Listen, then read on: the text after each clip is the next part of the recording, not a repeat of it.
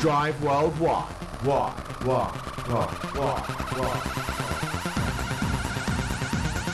Yeah, it's a Drive Worldwide where we take a look at some of the biggest talking points from across world football. And joining us now is our European football expert, the great Kevin Hatchard. Kev, how are you, my man? I'm Good evening, very Kev. good, very good. How are you guys? You all right? Not bad at all, Kev. Go on. Was you in Birmingham the other day, Kev? I was, actually. Yeah, I seen you, yes, mate. I still Yeah. am. I seen you. Still am. Yeah, I know. Anyone that comes into my city, I'll find out, Kev. The alarms go off. Yeah, I've straight seen away you. as soon as I'm in. Birmingham train station. I seen What you. if he mate. wasn't supposed to be there? And look what you've just done. Sorry, Kev. Yeah, but No, it's all above board. I'm meant to be here. It's all good.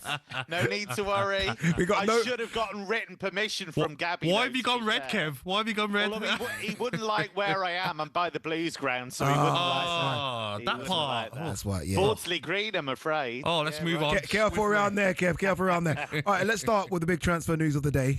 We've been speaking about this one for a while. We thought at one stage he could be going to Arsenal, then Newcastle. He's decided it looks like he's going to Manchester United. That man is Benjamin Šeško. Look, Kev, you watch German football more than anyone I know. You would have watched him at length for the last couple of seasons. What are Man United getting here?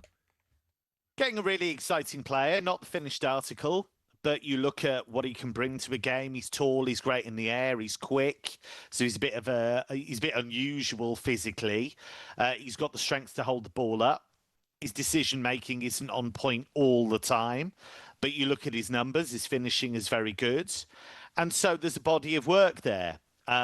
He's done well in back-to-back seasons for Leipzig. He scored goals. And he's only going to get better, I think, with good coaching. And I think Ruben Amorim can provide that. I think he does have the capability to play up top on his own. Obviously, it's going to be important for United to get players around him as often as possible. At Leipzig, he has played in the two, alongside Lois Openda or Yusuf Poulsen or whoever it's happened to be. So there's a bit of adjustment there.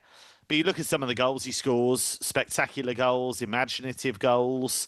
It's a lot of money, but I think that's because of the high ceiling he has. Now, that doesn't mean that every player gets there, but I think the potential with him is absolutely there. Do you think that he was Manchester United's number one target? Because I'm sure Højlund was around the £73 million mark as well, and it's not worked for him. So there's still a risk in his transfer, isn't there? Yeah, there is, and there's a risk in any transfer, especially when it's, in a position where it can make such a big difference.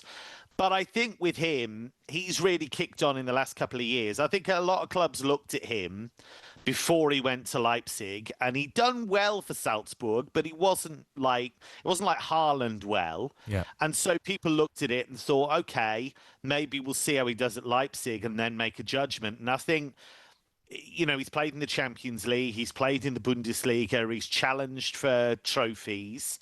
And you look at what he did in quite a poor Leipzig team in the season just gone. He kept on going, didn't let the head drop, kept scoring goals, kept making a difference, and kept being picked as well. So I think he's shown in the last 2 years that he's on an upward curve. Patience is probably the key word here, Kev, because United fans are going to need to have patience. But I almost feel like this is a team that hasn't had a top striker for so many years, and I don't know if they have any more patience. And you can understand if you're a United fan of a certain age, where you've just dominated and have always had the best players that have always scored the big goals, the important goals. How much patience do they need with this young man, and how much patience, I guess, does he need as well to find his feet in the Premier League? Yeah, I think you've got to give him time. And what's important is not to get into the kind of situation that Højlund is in, where he seems to have lost all confidence. And I still maintain there's a good player in there, absolutely. But I can see why United are bringing in a top-line striker. But it is difficult to make that leap when you go to a new country, new club. United, we've seen so many quality players go there and lose their way because the club's been a mess at every level, and there's been a lot of uncertainty there. So I do feel like Amorim is going to get it right. I do feel like they're making sensible signings. I'm not quite sure where they're finding the money. We kept getting told that they needed to cut costs, so not quite sure how you balance those out.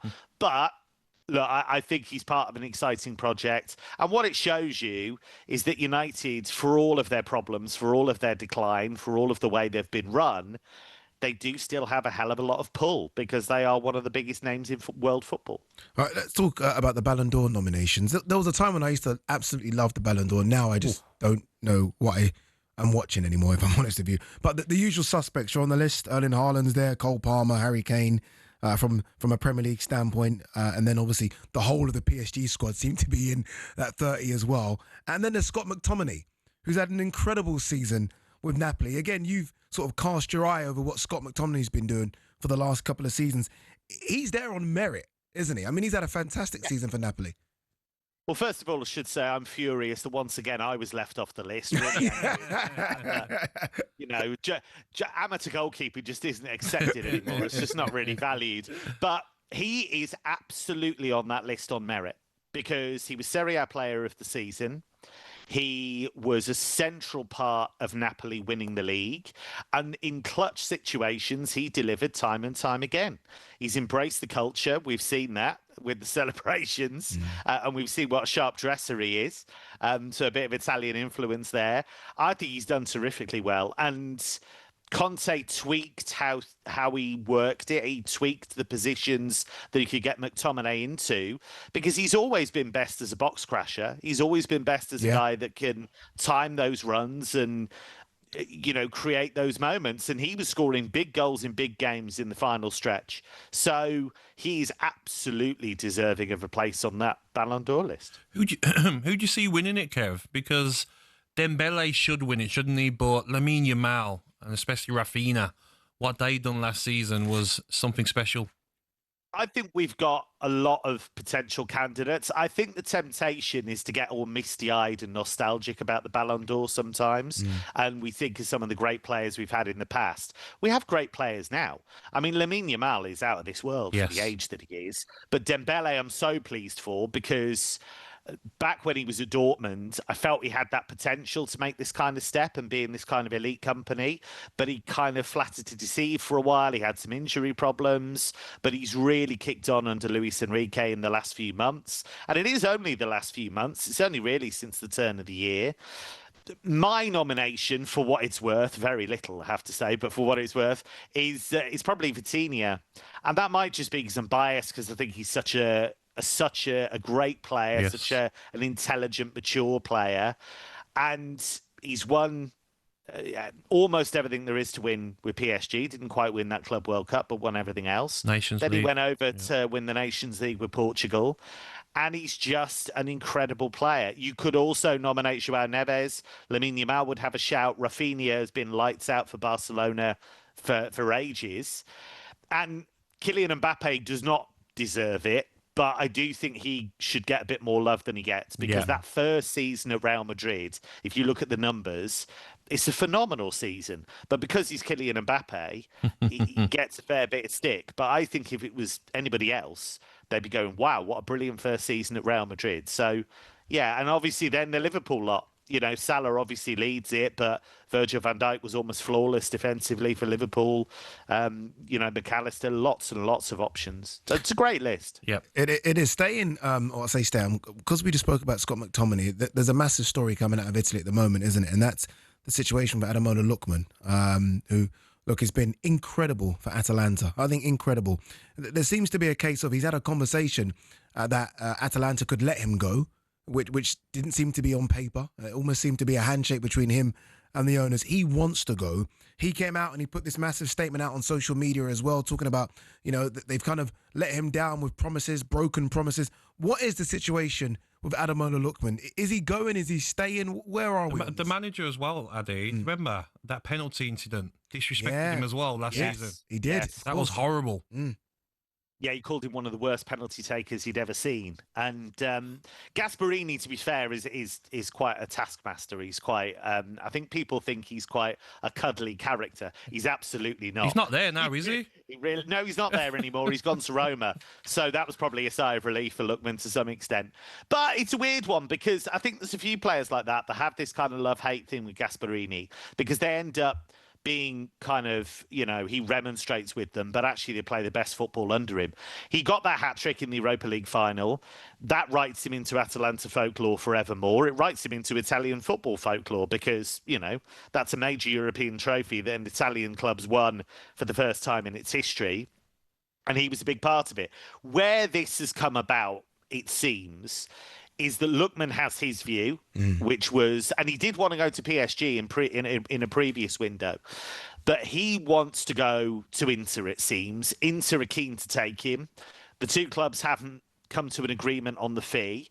The way Atalanta are painting it is that they agreed that Lookman could go if it was a top club and if it was not an Italian club.